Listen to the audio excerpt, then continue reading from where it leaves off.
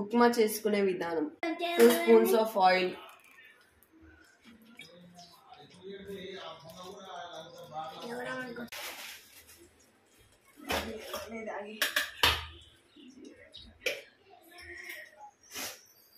ఆవాలు జీలకర్ర అయితే వేసుకోండి.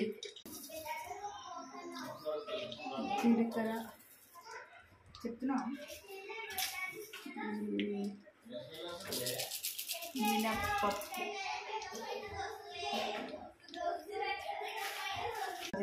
పచ్చిమిర్చి వేసుకోండి.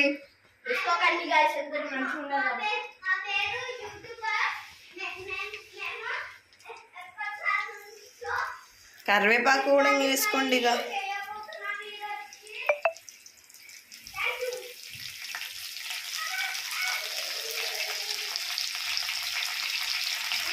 క్యారెట్ ఇంకా ఆనియన్ వేసుకోండి. మంచిగా మిక్స్ చేస్తూ ఉండాలి.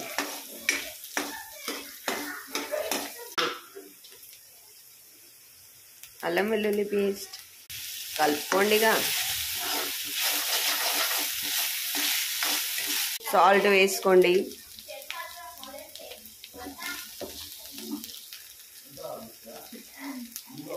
రవ్వ కూడా వేసుకోండి, కలిపేసేయండి. ఇక 2 కప్స్ ఆఫ్ రవ్వ వేసి కలిపేసేయండి. ఇక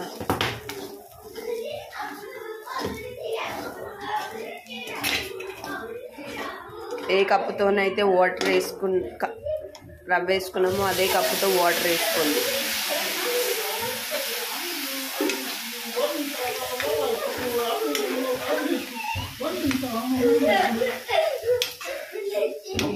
3 cups ఆఫ్ వాటర్ వేసుకున్నాం గైస్.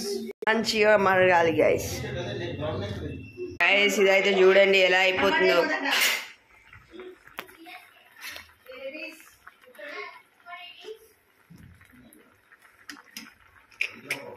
మంచిగా కలుపుకోండి. అయిపోయింది గైస్, ఇంకా టేస్ట్ చేయడమే. ప్లేట్లోకి తీసుకోండి గైస్. దానిపైన ఆమ్లెట్ పెట్టుకోండి. ఇప్పుడు చెఫ్తోనైతే మనం టేస్ట్ చేపిద్దాం. సూపర్ డూపర్ ఉంటుంది గైస్. ఇప్పుడైతే టేస్టీ మ్యాన్తో టేస్ట్ చేపిస్తున్నాం. టేస్టీ మ్యాన్ మన టేస్టీ మ్యాన్ టేస్ట్ చేస్తుండు.